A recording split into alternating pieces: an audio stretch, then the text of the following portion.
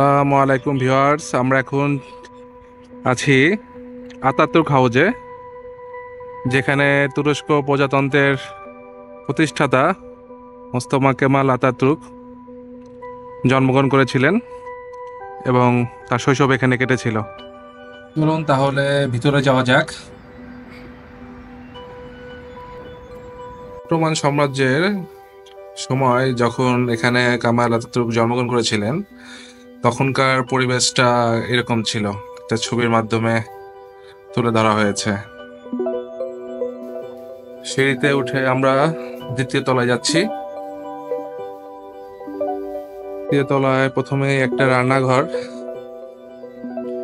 রান্নাঘরে একটা ছোট ডাইনিং টেবিল আছে,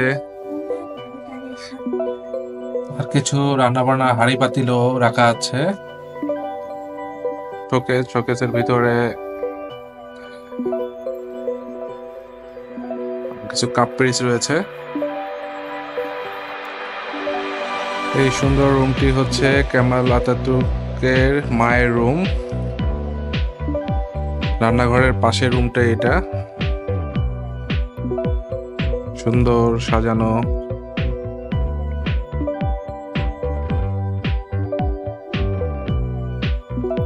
ওখানে একটি কোরআন শরীফ রাখা আছে। ওনার মায়ের নাম জুবাইদে হানিম। এটা হচ্ছে একটা গেস্ট রুম, ছোট্টখাটো, সুন্দরভাবে সাজানো একটা রুম। দেওয়ালে দেওয়ালে পুরোনো দিনের অনেক ছবি লাগানোর আছে।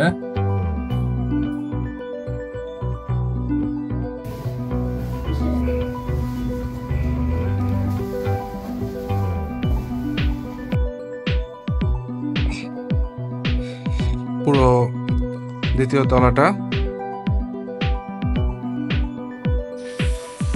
আমরা এখন তৃতীয় তলায় আছি। এখানেও একটা বসার রুম রয়েছে, আতাতুর্ক চালিশমা রুম। এখানে বসে সম্ভবত উনি কাজ করতেন। কার্পেট আর সুন্দর পর্দা দিয়ে সাজানো রুমটাকে দেখতে অনেক সুন্দর লাগছে।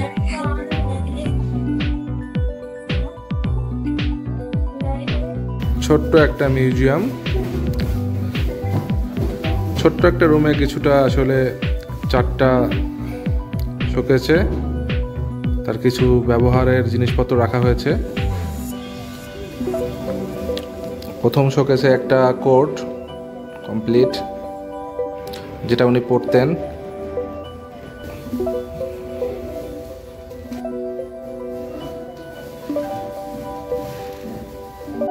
দ্বিতীয় শোকেসেও একটা কোট রাখা আছে, সাথে একটা টুপি, একটা হ্যান্ড গ্লোভস আর একটা হাটার লাঠি, যেটা উনি ব্যবহার করতেন। ছবিতে দেখা যাচ্ছে এই কোটটা উনি পরেছেন। এই ছবিতে যে লাঠিটি দেখা যাচ্ছে সেই লাঠিটি এখানে রাখা আছে। এই ছবির টুপিটি এখানে রাখা। এখানে রাখা আছে একটি মিলিটারি ড্রেস ওনার, যেটা উনি ব্যবহার করতেন। এই যে ঘোড়ার উপরে উনি এই ড্রেসটি পরে ছবি তুলেছিলেন। ওনার চেহারায় অসাধারণ ব্যক্তিত্ব ফুটে ওঠে।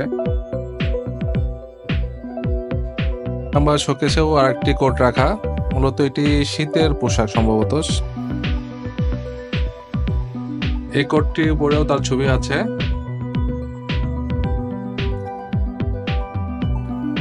মূলত এই রুমটিতে চারটি শোকেসে উনি যেসব পোশাক পরিতেন বা যেসব কোট ব্যবহার করেছেন সেগুলো সংরক্ষণ করে রাখা আছে।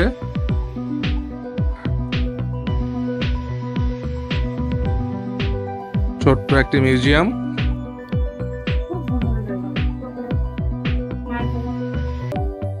আসলে আমরা যে বাড়িটিতে আছি সেটি মূল আতাতুর্ক হাউস নয়।